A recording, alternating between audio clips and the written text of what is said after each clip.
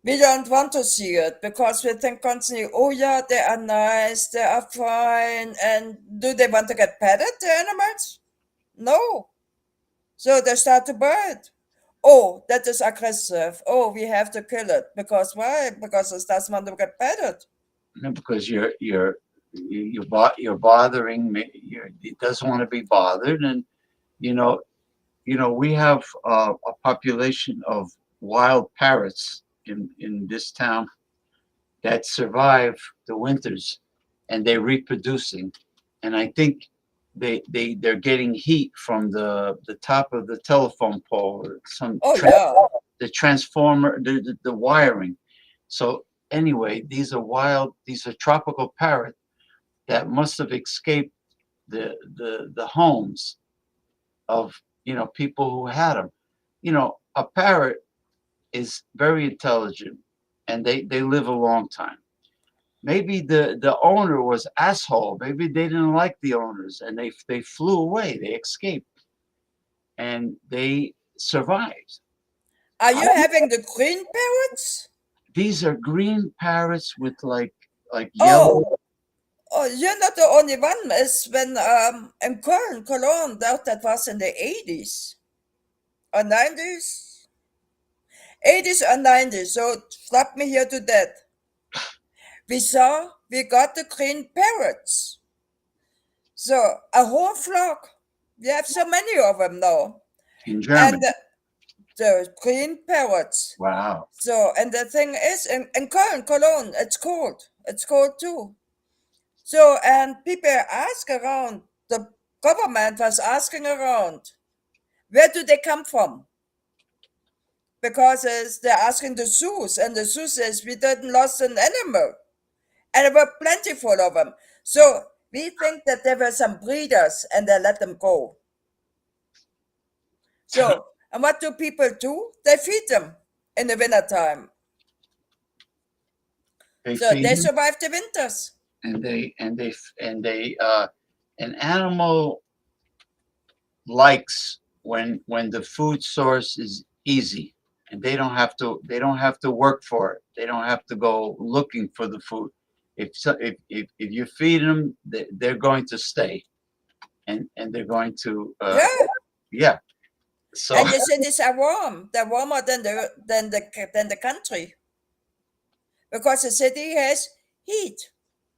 Like you said, they have the telephone poles, they have the houses, everything is heated up. The city is usually warmer than out in the field. you know that the rats, actually the rats that are in the city are the Norwegian brown rat that uh, came aboard on the sailing ships. Yes, and That's how they got here to the United States, to America rather, during the colonies. So the Norwegian brown rat. So the whole thing is that the rats depend on the humans for their survival, because when you have a city, there's food for them, there's garbage. oh yeah. But in the wild, originally the rat population was not high. Oh, they survive. They survive. But they because they had to go looking for food, and then there's birds of prey, like owls and hawks. Oh, they don't make a dent anymore in the population. No, not the population over here. No, it's too big. They go into sewers, or who knows where they go. But because of the garbage that people throw out, restaurants, or whatever, these rats are big. They're big. We had in Florida, when I was standing there by the bus stop, because I was looking when the bus is coming. So when I could make a drive around, all of a sudden something was walking over my feet. And I looked over it, rats. And why? People, homeless people, hobos, they fed them. So, and the people from the city, They put bushes up. And when you have bushes, they're going underneath the bushes, they have the rats. These are rats houses, the bushes. You Yeah, have a brush, pull it out, you will have rats underneath. the same thing with people that have too many bushes around the house. Insects, they have lots of insects. In front of this apartment building here, I said, why do you plant so many damn bushes? I says, it looks like a jungle. I says, no wonder why there's all kinds of hornets, yellow jackets, or whatever, flying around my window, because you have it's a home for many insects. There's too much shit. I can understand this. They want to have the bushes because of the oxygen. You need to have oxygen, so you need grass, you need green, you need trees. Plant trees then. Oh, you don't need palm trees. You need nice I other mean trees. trees, yeah. So, but the thing is, bushes bloom and brings insect. You see, there's again, it's kind of a food source. But also rats come. You have to look around the bushes if you don't see a rat hole. That's Then you probably know exactly what's in the house. that's probably why the mice found their way into the apartment, into the building. Do you have mice in the apartments? Not me, not any. No, I never had mice, but somebody else in the building had the mice. They got into the building, so they had to call exterminator. Oh, they have to. Oh God, no. So they what they did was they plugged up any holes. They went into every apartment and they sealed every hole that they could find, and they put poison, traps, either sticky paper or or the thing with the You poison. can't get rid of them. They're living in the wall. Yeah, they were in the wall, so they put something behind the stove. Oh, that's nice.